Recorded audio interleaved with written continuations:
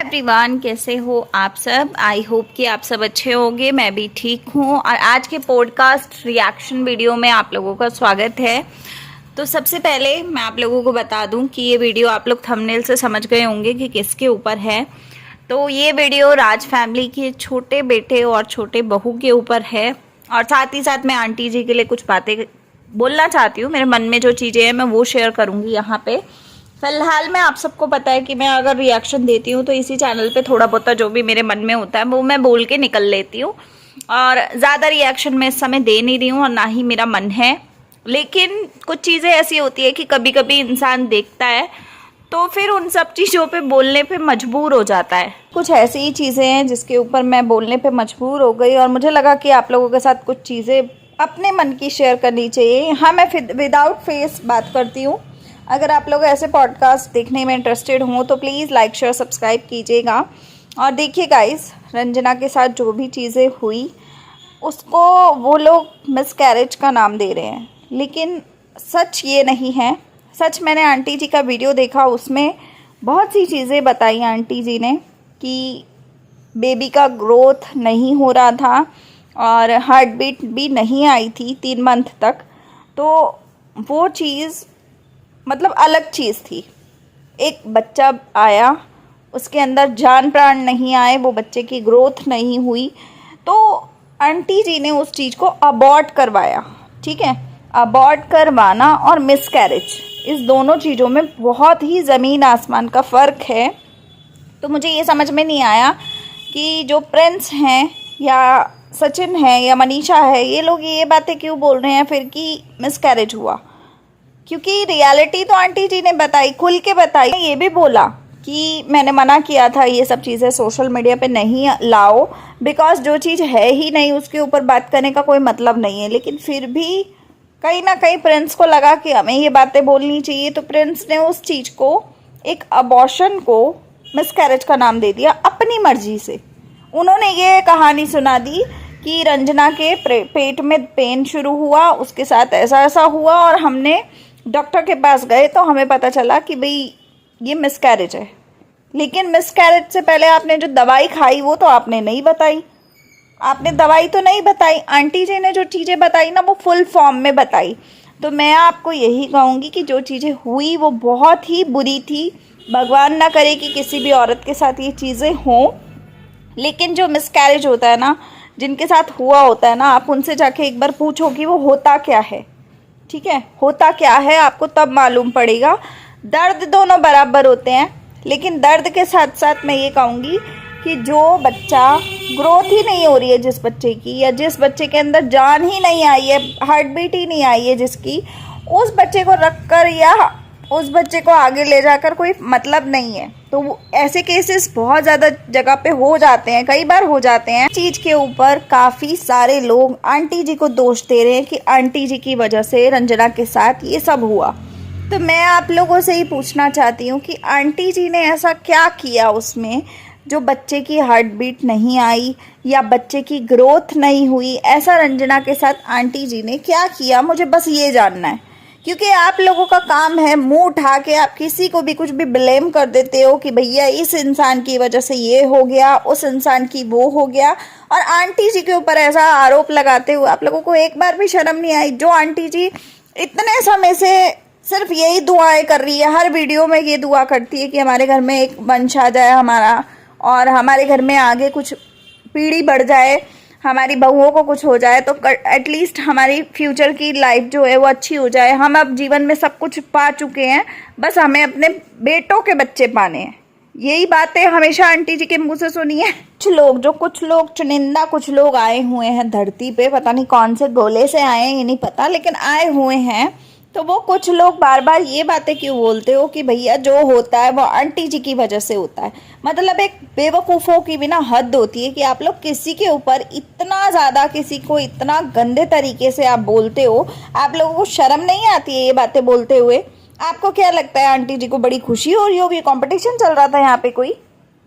मतलब एक common sense होती है यार बोलने की, एक लिमिट होती है इंसान को बोलने की। अच्छा मान लिया कि आप आंटी जी को पसंद नहीं करते, मान लिया, अब मैं अपने ऊपर नहीं बोलूंगी कि मैं पसंद करती हूँ कि नहीं करती, लेकिन मैंने मान लिया कि आप लोग पसंद नहीं करते हो, मान लिया इस बात को।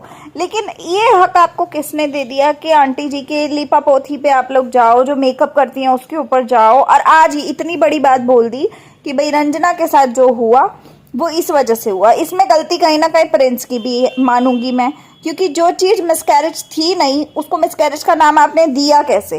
पहली चीज़ तो आपकी गलत है कि आपकी वजह से आपकी माँ को गालियाँ पड़ी, ठीक है।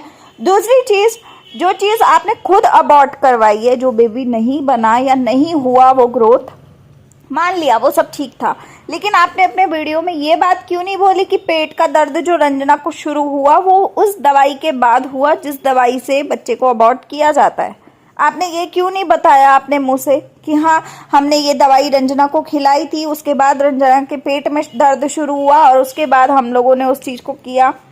या मान लो कि उस दवाई को खाने से पहले भी पेट में दर्द हुआ, तो आपने ये क्यों नहीं बताया कि हमने उस बच्चे को अबॉर्ट करवाया?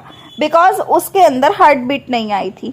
हार्ट बीट ना आना एक अलग बात होती है और मिसकैरेज हो जाना एक अलग बात होती है। मिसकैरेज जो होता है ना, वो अपने आप से ऑटोमेटिकली बच्चा खुद खत्म हो जाता है, मतलब बाहर आ जाता है या फिर खत्म हो जाता है, ठीक है, उसको मिसकैरेज तब बोलते हैं। लेकिन आपने उस बच्चे की ग्रोथ नहीं हुई, तब आपने उस चीज़ को ख़त्म करने के लिए, अपने बॉडी से बाहर लाने के लिए वो चीज़ें की, तो फिर आप ये मिसकैरेज का नाम कैसे दे रहे हो? मुझे वो नहीं समझ में अभी भी आ रहा। जो नाम आपने दिया उसी नाम के चक्कर में कहीं ना कहीं आपकी मम्मी जी को गालियाँ पड़नी शुरू हुई और वो उन्होंने मजबूरी में आके सच बोल दिया कि भाई ऐसे ऐसे ऐसे था चीज़ें और ये चीज़ें ऐसी हुई हैं, तो इस वजह से ये चीज़ों में इस तरीके से चीज़ें हुई है और हमें इस तरीके से ये काम करना पड़ा। तो मतलब एक कॉमन सेंस वाली बात है, जो चीज़ जैसी है ना, आपको मुझे लगता है कि कंटेंट भी बनाना है। अगर आप अपना दुख भी शेयर करने आए हो ना, मान लिया कि आपको दुख हुआ, आपकी जो करंट सिचुएशन है, आप उसके ऊपर ब्लॉगिंग करने के अंदर इतना इंटरेस्टेड हो कि अपना दुख भी आप बेचना चाह रहे हो, तो मान लिया कि आप अपनी माँ के मना करने पे भी ये वीडियो लाए, लेकिन आप उसमें एटलीस्ट सच तो बोलो कि यार ऐसा ऐसा था लेकिन हार्ट बीट नहीं आई तो हमें इस चीज़ को ख़त्म करना पड़ा। ये चीज़ एक नॉर्मल सिंपल सी चीज़ है, हर लोगों के साथ हो सकती है, कोई बड़ी बात नहीं है, इसमें कोई किसी का दोष नहीं होता है। बच्चा आया, भगवान ने वो बच्चा ठीक नहीं भेजा, तो इसलिए वो दुनिया में सर्वाइव नहीं कर सकता था, तो उसको हटाना पड़ा। इसमें कोई बहुत बड़ी बात नहीं है। लेकिन हाँ, दुख है जिसके जीवन में ये खुशी आती है और उसको दुख बहुत होता है इस चीज़ का, कि ये जीवन में अगर खुशी आती है तो सिर्फ माँ बाप को दुख होता है अगर ऐसा कुछ हो जाता है, तो नहीं। जितने खुश माँ बाप होते हैं ना इस खुशी के आने से, उतना पूरा परिवार खुश होता है। और जो बिल्कुल दुआओं में हर बार यही मांग रहे होते हैं ना, जो दादा दादी, उन दादा दादी से जाके उस चीज़ का दर्द पूछो कि भाई क्या दर्द होता है वो, ठीक है। तो ये कहना बेकार है कि ये सब चीज़ें आंटी जी की वजह से हुई या आंटी जी का इसमें कोई भी हाथ है। शर्म करो यार, थोड़ी सी शर्म करो। एक बुजुर्ग, मतलब वो एक, मान लो कि अभी सोशल मीडिया पे एक्टिव होके घूम रही है, लेकिन है तो बुजुर्ग कैटेगरी में ही ना। ऐसी जवान तो 16 साल की औरत तो है नहीं कि हम कुछ भी औरत को बोल देंगे 16 साल की हैं और वो हमारी बदतमीजी को बर्दाश्त करके झेल लेंगी। यार शर्म करो। एक नाती, उनके पास नाती तक हैं, उनकी एज देखो, एक बार उनकी हिम्मत देखो कि इतनी एज में भी वो इंसान दिन के 3 ब्लॉग्स लाती हैं, कुछ भी लाती हैं, बेशक लिपा पोथी आप लोग बोलते हो तो वो भी करती हैं, ठीक है, लेकिन यार कुछ तो शर्म करो। एक औरत को इतना भी नीचे मत गिराओ कि वो इंसान अपना कॉन्फिडेंस ही खो दे और फिर अपना कुछ काम ही ना कर पाए। हो सकता है कि कहीं ना कहीं आंटी जी का रवैया बहुत ज़्यादा, कई बार हमने भी नोटिस किया है कि ख़राब होता है तो हम लोग बोलते हैं, लेकिन बोलने का एक तरीका होता है और एक बात करने का तरीका होता है। लेकिन जहाँ पे आंटी जी की गलती है ही नहीं, वहाँ पे आप उनको दोषी बना रहे हो, और दोषी भी इस कदर बना रहे हो, इतनी बड़ी बात में आप लोग बोल रहे हो कि आंटी जी की वजह से हुआ। तो यार शर्म करो। अब आंटी जी ने अपने वीडियो में बोल दिया ना ये बात कि अगर आगे फ्यूचर में कभी भी कुछ ऐसा होगा तो मैं इनको मायके भेज दूंगी, मैं अपने पास नहीं रखूंगी क्योंकि मेरा नाम खराब होता है, मुझे गालियाँ पड़ती है। तो अब आप जब वो मायके भेजेंगी तो तब आप क्या कहोगे? एक ससुराल में बहू को ये लोग इज्जत नहीं दे पाए या बहू का ध्यान नहीं रख पाए, मायके वालों पे बोझ बना के भेज दिया, तो तुम लोगों के तो मुंह हिलते हैं ना। लेकिन उन लड़कियों पे या उन औरतों पे क्या बीतता है जिनके ऊपर इतना गंद बोलते हो। बना रही सिर्फ आंटी जी के लिए। मुझे बहुत दुख हुआ कि रंजना के साथ ऐसा हुआ।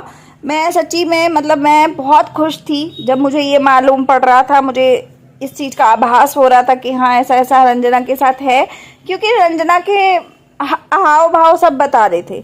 ठीक है, सब रंजना की चीज़ें बता रही थी और ऐसा किसी की भी गलती नहीं है, ना ही रंजना की गलती है इसमें, ना ही आंटी जी की है, ना ही किसी और तीसरे चौथे बंदे की है।